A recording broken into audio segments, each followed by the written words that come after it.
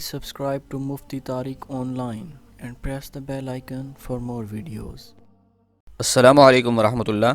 سامعین کرام، بہت سارے لوگ ایسے ہیں جو غسل کرتے وقت ان باتوں کا دھیان نہیں کرتے، جس کی وجہ سے ان کا غسل ہی نہیں ہو پاتا۔ اسی طرح وہ ناپاک ہی رہتے ہیں، اس سے ان کی نماز بھی نہیں ہوتی، اور پھر جہاں بھی پھرتے رہتے ہیں گناہگار ہوتے رہتے ہیں، ہمیشہ ناپاک رہتے ہیں۔ تو ان غلطیوں کو غور سے سنیں تاکہ کوئی انسان ناپاک نہ رہے۔ سب سے پہلے تو یہ ہے کہ جب ہم غسل کرنے جاتے ہیں ہمیں غسل کے فرائض یاد ہونے چاہیے۔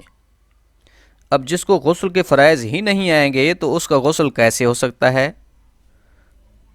غسل کے 3 فرائض ہیں: کلی کرنا یعنی غرارے کرنا، 3 مرتبہ غرارہ کرنا ضروری ہے، اور پھر دوسرا فرض ناک میں پانی چڑھانا ہے، نرم ہڈی تک پانی پہنچانا ضروری ہے۔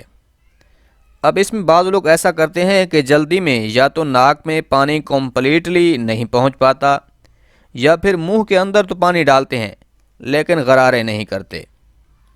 تیسرا فرض ہے پورے بدن پر پانی بہانا، بال برابر بھی جسم کا کوئی حصہ خشک باقی نہ رہے۔ اگر ایک بال برابر بھی کوئی حصہ خشک باقی رہ گیا تو آپ کا غسل نہیں ہوگا۔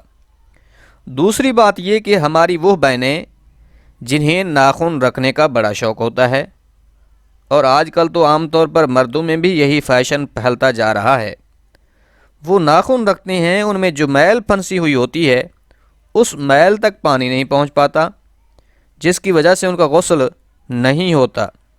لہٰذا ایک تو یہ ہے کہ ہفتہ میں 1 مرتبہ ناخنوں کو لازمی تراشیں۔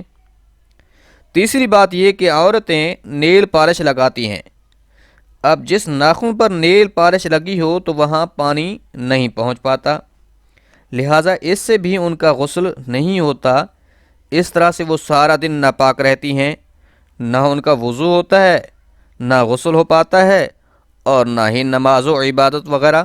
چوتھی بات یہ کہ اکثر ہماری وہ بہنیں جو آٹا گوندھتی ہیں، آٹا گوندھنے کے بعد ناخنوں کے اندر جو آٹا پھنس جاتا ہے، اس کے بعد اگر غسل کریں گی یا وضو کریں گی تو وہ نہ وضو ہوگا اور نہ ہی غسل۔ تو لہٰذا ان چیزوں کا خاص خیال رکھیں کہ ناخنوں کے اندر کوئی چیز پھنسی ہوئی نہ ہو، تاکہ ہم اچھی طرح سے پاکی حاصل کر سکیں۔ اللہ کریم عمل کرنے کی توفیق بخشے، آمین۔